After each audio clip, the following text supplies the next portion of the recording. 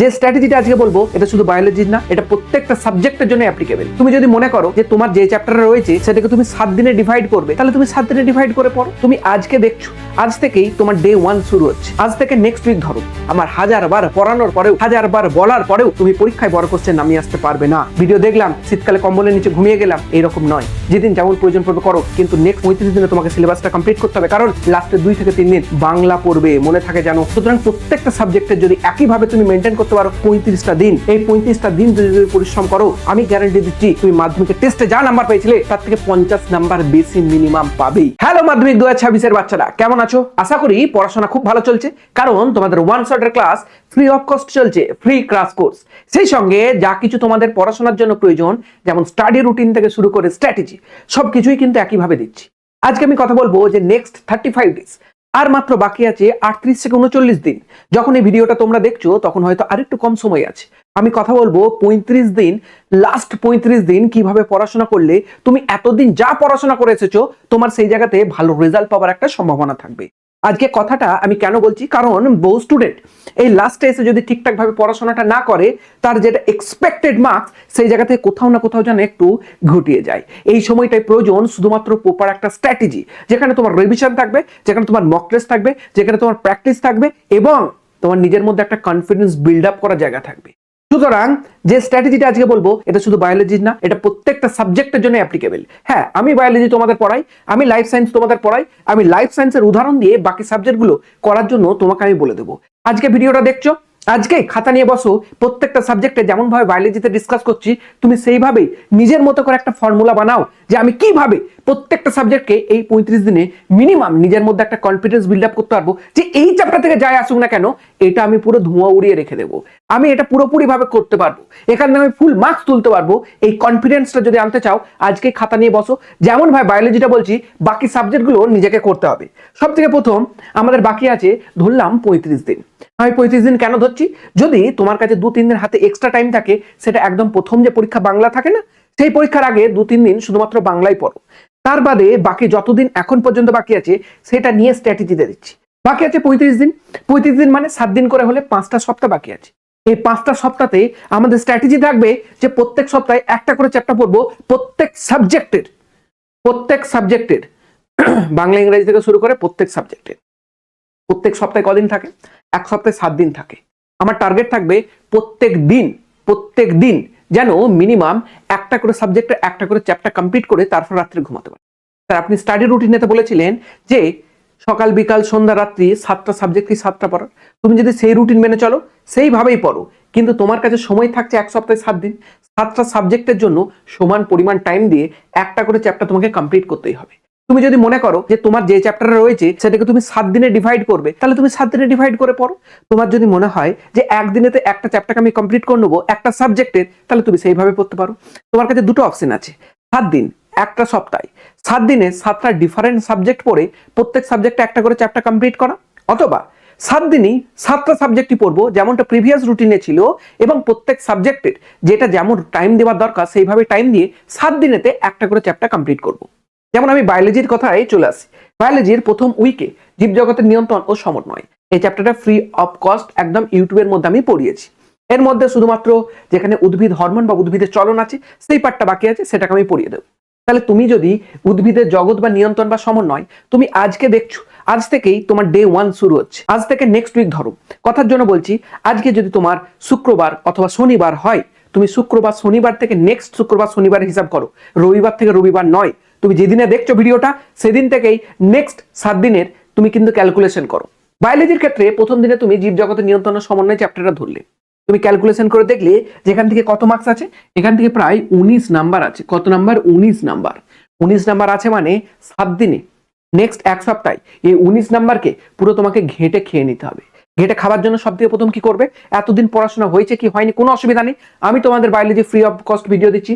Free class কোর্সের ভিডিওগুলো অতি অবশ্যই দেখো, কম টাইমে পুরো যেগুলো জরুরি একদম ফুল কনসেপ্ট সহ পুরো কিছু পড়াচ্ছি কিন্তু কম বেশি। সুতরাং পুরোপুরি যদি তোমার পড়াশোনাতে মনে হয় যে আমার সমস্যা আছে, ফ্রি ক্লাস কোর্স অবশ্যই তুমি ভিডিওতে দেখো, ইউটিউবের বুকে ফ্রি অফ কস্ট। সেই সঙ্গে তুমি অ্যাপের মধ্যে এর নোটসও কিন্তু ফ্রি অফ কস্ট পেয়ে যাবে। সুতরাং অবশ্যই এটাকে জয়েন করো। এটাকে জয়েন পাওয়ার পর তুমি বুঝতে পারছো না, আমি যখন তোমাদেরকে পড়াচ্ছি যে স্যার কোনখান দিয়ে কোশ্চেনটা আসবে, পড়াতে পড়াতে অনেক কিছুই বলে দিই, কিন্তু এক্সাক্ট কোনখান দিয়ে কোশ্চেনটা আসবে সেটার জন্য নেক্সট জানুয়ারি মাসের 5 তারিখ বা 6 তারিখ থেকে শুরু হচ্ছে সুপার 30 সিরিজ। এই সুপার 30 সিরিজে কি হবে, তোমাদের এই চ্যাপ্টার থেকে 30 নম্বর আমি এমন করাবো যেখান থেকে 19 নম্বর আসার সম্ভাবনা থাকবে। এই যে 30 নম্বর করাবো, এই 30টা এমসিকিউ এর ভিত্তিতে করাবো এবং এমসিকিউ তে এমন ডিসকাশন করব যে যেন পুরোপুরি চ্যাপ্টারটা কমপ্লিট হয়ে যায়। সুতরাং একবার তো আমি ফ্রি ক্লাস করতে চ্যাপ্টারটা কমপ্লিট করছি, আর জানুয়ারি 5 থেকে 6 তারিখ থেকে তোমাদের শুরু হবে সুপার 30 এমসিকিউ সিরিজ, যেখানে 30টা করে এমসিকিউ করাবো, কিন্তু ওভারঅল চ্যাপ্টার কমপ্লিট করার চেষ্টা করব, কনসেপ্ট বোঝার চেষ্টা করব, যেখান থেকে 19 নাম্বার কমন আসতেই পারে। বড় কোশ্চেনগুলো তো এখানে করাচ্ছি না, বড় কোশ্চেনের কনসেপ্ট করাচ্ছি। সুতরাং তুমি 19 নাম্বার কিন্তু একটু যদি ভালো করে মেহনত করো এই ক্লাস থেকেই তুলতে পারবে। হ্যাঁ, এবার তুমি কি করে বুঝবে যে বড় কোশ্চেনগুলো না লিখলে কি করে অ্যান্সার পাবো? বাবু, বড় কোশ্চেনের জন্য তোমাদেরকে বারবার বলেছি যে revision revision revision. You don't like revision but revision likes you. লোক একটা কথা বলে না যে তুমি যেটা পছন্দ করো না সে তোমাকে সেটা পছন্দ করায়। তাহলে রিভিশন তুমি পছন্দ করো না, রিভিশন তুমি করতে চাও না, বাট তোমাকে রিভিশন করতে হবে। কারণ 19 নাম্বার পেতে গেলে শুধু এমসিকিউ এর কনসেপ্ট দিয়ে তো নয়, বড় কোশ্চেন লেখাও প্র্যাকটিস করতে হবে, যার জন্য তোমাকে কিছু জিনিস মুখস্থ করতে হবে, যেটা তুমি নিজে যদি মুখস্থ না করো, আমার 1000বার পড়ানোর পরেও 1000বার বলার পরেও তুমি পরীক্ষায় বড় কোশ্চেন নামিয়ে আসতে পারবে না। সুতরাং রিভিশন রিভিশন রিভিশন জরুরি। রিভিশন করতে হবে, যে চ্যাপ্টারটা যেই উইকে পড়ছো সেই চ্যাপ্টার রিভিশন করতে হবে। কি করবে, যদি তোমার মনে হয় যে আমার বারবার মনে থাকছে না, একটা শর্ট নোট বানাও, খাতার পাশে নিয়ে বসো, একটা ছোট্ট খাতার মধ্যে যেগুলো ছোট ছোট ছোট ছোট পয়েন্ট যেগুলো মনে থাকছে না সেগুলোকে বারবার শর্ট নোটস বানাও। পুরো এই যে স্ট্র্যাটেজি, এটা প্রত্যেক উইকেরই সেম স্ট্র্যাটেজি। তারপর লাস্টে তুমি একবার এই চ্যাপ্টারটার মক টেস্ট দাও। মক টেস্টের জন্য কি ইউজ করবে, বারবার বলেছি পিওয়াইকিউ প্রিভিয়াস ইয়ার কোশ্চেন, মাধ্যমিকের বিগত বছরগুলোতে যা যা পরীক্ষায় কোশ্চেন এসেছে সেগুলোকে যদি তুমি একবার নিজে থেকে প্র্যাকটিস করতে পারো, একবার যদি নিজের সময় দিয়ে পরীক্ষার মতো করে লিখতে পারো, তোমার এই চ্যাপ্টারটার গ্যারান্টি দিচ্ছি 90% অ্যাবভ মার্কস আসবে। প্রত্যেক চ্যাপ্টার যদি 90% অ্যাবভ মার্কস তোলো, টোটাল করে দেখো, টোটাল কিন্তু 90 মার্কস আসবে। সুতরাং এটা শুধু বায়োলজির কথা বলছি না, physics, chemistry, mathematics, history, geography, Bangla, ইংরেজি প্রত্যেকটা সাবজেক্টের জন্য সেম স্ট্র্যাটেজি মেনটেন করো। 7 দিন সপ্তাহে সময় আছে, 7 দিনে 7টা সাবজেক্ট পড়তে পারো, অথবা প্রত্যেক দিন 7টা সাবজেক্ট পড়তে পারো, যেমনটা আমি প্রিভিয়াস রুটিনে দিয়েছিলাম। আমি একটা রুটিন বানিয়ে তোমাদেরকে দিয়েছিলাম, যেখানে বলেছিলাম প্রত্যেক দিন 7টা সাবজেক্টকে পড়লে প্রত্যেক সাবজেক্টের একটা ভালো লাগা থাকবে। প্রত্যেক সাবজেক্টের যে বোরিং লাগতে পারে একটা সাবজেক্ট একদিনে পড়লে, সেটাও কেটে যেতে পারে। কারণ 7টা ডিফারেন্ট সাবজেক্ট, 7টা ডিফারেন্ট মধ্যে তোমার কোনো একটা ভালো লাগে, কোনোটা খারাপ লাগে। প্রত্যেক দিন যদি রুটিন মেনে পড়ো, ভালো খারাপ প্রত্যেক সাবজেক্টকে কমপ্লিট হয়ে যাবে। 7 দিনে 7টা সাবজেক্টও পড়তে পারো, প্রত্যেক দিন 7টা সাবজেক্ট পড়তে পারো, কিন্তু টার্গেট থাকবে এক সপ্তাহে একটা চ্যাপ্টার যেন পুরোপুরি কমপ্লিট হয়ে যায়, যেমনটা বায়োলজির উদাহরণ দিলাম, সিমিলারলি সেম। তাহলে সেকেন্ড দিনে আমি বায়োলজির জীবনে প্রভাব মানাতে শুরু করব নেক্সট উইকে। তাহলে সেখানে আমি কি করব, 15 মার্কস আছে এই চ্যাপ্টার থেকে, তাহলে এর গুরুত্বটা আমাকে বুঝতে হবে। কি করব, সেম ফ্রি ক্লাস কোর্সে যা ভিডিও আমি তোমাদের দেবো সেগুলো দেখতে হবে, সুপার 30 এমসিকিউ অ্যাটেন্ড করতে হবে, রিভিশন তোমাকে দিতে হবে, শর্ট নোট নিজেকে বানাতে হবে, মক টেস্ট নিজেকে দিতে হবে। এই তিনটে তো আমি করিয়ে দেবো, বাকি তোমাকে 3টে কাজ করতে হবে। রিভিশন করতে হবে, তোমার প্রবলেম হলে শর্ট নোট বানাতে হবে, আর মক টেস্ট সময় ধরে দিতেই হবে বাবু। মক টেস্ট যদি না দাও, পরীক্ষার খাতায় যেদিন মাধ্যমিকে দেবে না, সেদিন বুঝতে পারবে যে নওয়াজ স্যার বলেছিল যে আগে থেকে মক টেস্ট না দিলে পরীক্ষার খাতায় গিয়ে ভালো করে নামানো যায়নি, সেই ভুলটা তুমি অনুভব করবে। থার্ড উইকে আছে আমাদের বংশগত কয়েকটি সাধারণ জিনগত রোগ।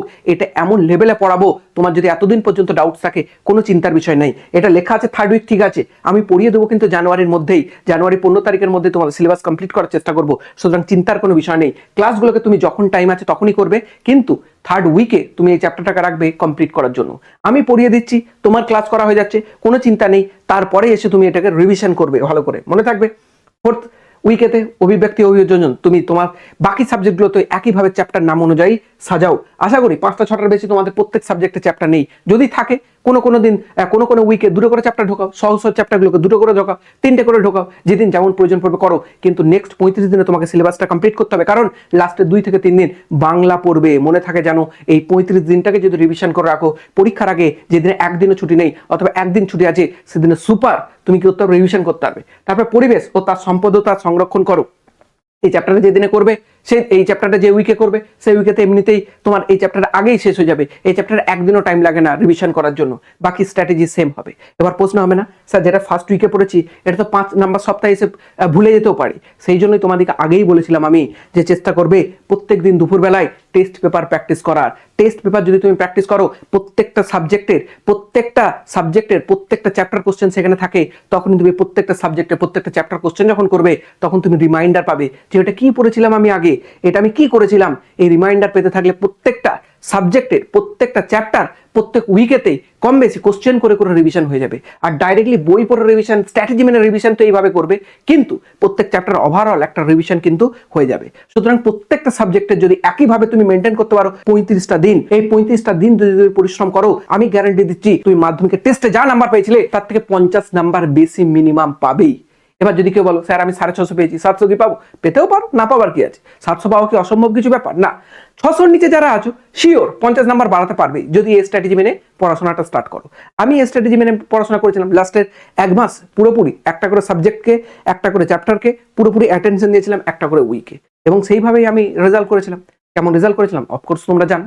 তোমরা যদি সিমিলার রেজাল্ট চাও অবশ্যই কিন্তু চ্যানেলটাকে সাবস্ক্রাইব করে রাখবে, আর এই ধরনের স্ট্র্যাটেজি যা দিচ্ছি মেনটেন করার চেষ্টা করবে। ভিডিও দেখলাম শীতকালে কম্বলের নিচে ঘুমিয়ে গেলাম, এইরকম নয়। প্রয়োজন পড়লে বন্ধুদের সঙ্গে শেয়ার করো, যাতে দুটো বন্ধু একসঙ্গে মিলে কম্পিটিশনের মতো পড়তে পারো। তাকে জিজ্ঞাসা করলে যে আজকে এই চ্যাপ্টারটা আমি পড়া শুরু করেছিলাম, তো শেষ হয়েছে রে? নওয়াজ স্যার তো স্ট্র্যাটেজিটা দিয়েছিল, স্যার তো বলেছিল বন্ধুদেরকে নিয়ে পড়ার জন্য, শেষ করার জন্য। তুই শেষ করতে পেরেছিস?